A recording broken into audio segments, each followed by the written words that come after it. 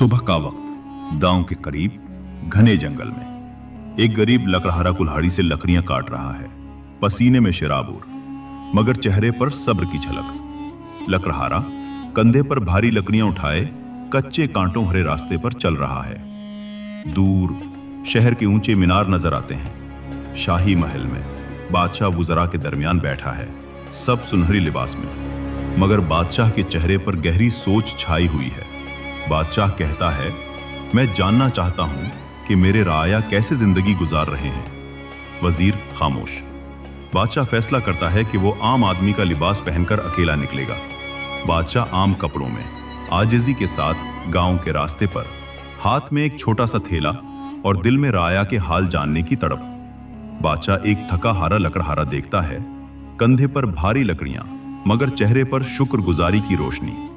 बादशाह, भाई तुम सारा दिन मेहनत करते हो, तुम्हें थकन नहीं होती? लकड़हारा, थकन तो आती है, मगर हलाल की कमाई का सुकून सबसे कीमती है।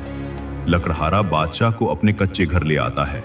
घर सादा मगर साफ। बीवी पानी पेश करती है इज्जत और अपनाइयत के साथ। बादशाह हैरत से देखता है।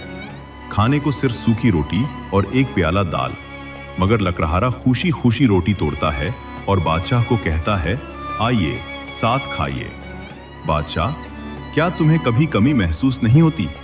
लकड़हारा, कमी तो है, मगर शुक्र है भूखे नहीं सोते। लकड़हारा एक किस्सा सुनाता है कि कैसे एक रात जंगल में गुम हुआ और अल्लाह से दुआ की, या अल्लाह, अगर जान बच गई तो हमेशा हलाल रोजी कमाऊंगा। ये बात बादशाह के दिल को छू जाती है। वो सोचता है, कितने लोग हैं जो खामोशी से मुश्किलात सहते हैं मगर शुक्र अदा करते हैं। बादशाह महल लौटता है, असल शाही लिबास पहनता है और हुक्म देता है, लकड़हारे को दरबार में पेश करो। लकड़हारा हैरत ज़दा होकर दरबार में दाखिल होता है। वो देखता है कि कल का मुसाफिर दरअसल बादशाह था।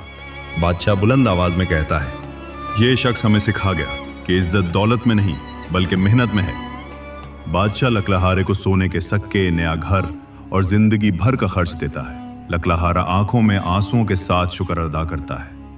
गांव वाले खुशी से तालियां बजाते हैं। बादशाह ऐलान करता है, अब ऐसे कवानीन बनेंगे जो मेहनत कशों की जिंदगी आसान बनाए। लकड़हारा अपने नए घर में खुश खुरम, मगर कभी कभार फिर जंगल जाकर लकड़ियां काटता है ताकि माजी की मेहनत और शुक्र न भूले। बादशाह खिड़की से गांव को देखता है और सोचता है, बादशाही का असल मकसद इंसाफ और रियाया की खिदमत है। गांव पर सुनहरी रोशनी फैलती है।